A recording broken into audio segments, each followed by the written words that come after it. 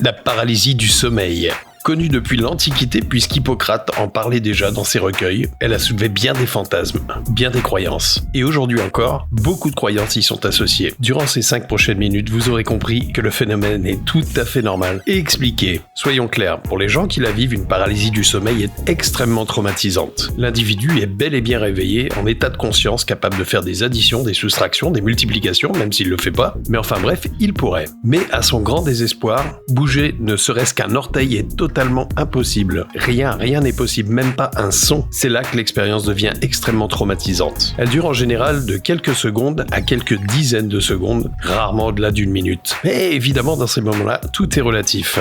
Le cerveau se trouvant donc dans une situation extrêmement inquiétante et traumatisante, va fabriquer des tas d'images pour essayer de justifier cet état. C'est ainsi que très longtemps on a cru que les gens étaient possédés puisqu'ils voyaient apparaître des fantômes, voyaient apparaître des démons, des gens s'asseoir sur eux-mêmes, leur prendre toute leur énergie, alors qu'en fait c'est le cerveau qui tout simplement essayait de fabriquer une image par rapport à ce qu'il ressent à ce moment-là. Ce ressenti est clairement généré par le stress qu'engendre cette situation. Pour les gens qui malheureusement ont l'habitude d'en faire aujourd'hui, la technique est simple, ne pas s'énerver, laisser passer du temps, ne surtout pas essayer de lutter, et pourquoi pas se rendormir. Venons-en aux causes du phénomène. Cette paralysie du sommeil survient toujours ou proche de l'endormissement ou proche du réveil, mais complètement dans la phase de sommeil paradoxal, c'est-à-dire le lieu où se logent les rêves. Le corps humain, parfaitement bien fait, quand ça ne dysfonctionne pas, va générer une hormone qui va complètement verrouiller vos muscles. Votre cerveau va se retrouver déconnecté de votre corps, tout simplement pour que pendant votre rêve, vous ne reproduisiez pas au lit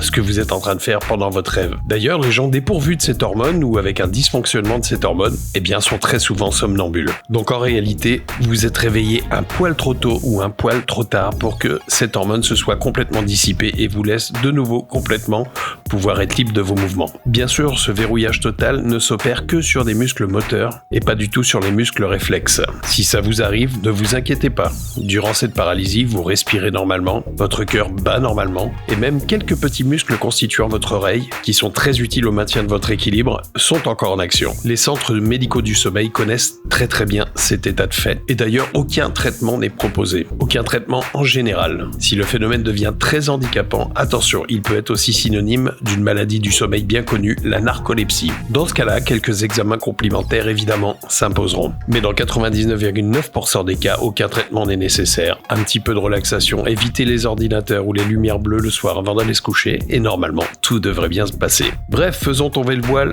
sur quelque chose qui aurait pu paraître paranormal mais qui est complètement expliqué par la science. Voilà, si vous avez d'autres questions, n'hésitez pas à les laisser en commentaire. Si ce petit concept vous plaît, d'autres arriveront très prochainement. Je vous dis à très bientôt, n'oubliez pas d'activer la clochette pour recevoir toutes les notifications et laissez votre plus gros pouce bleu. Merci beaucoup et à bientôt. Salut!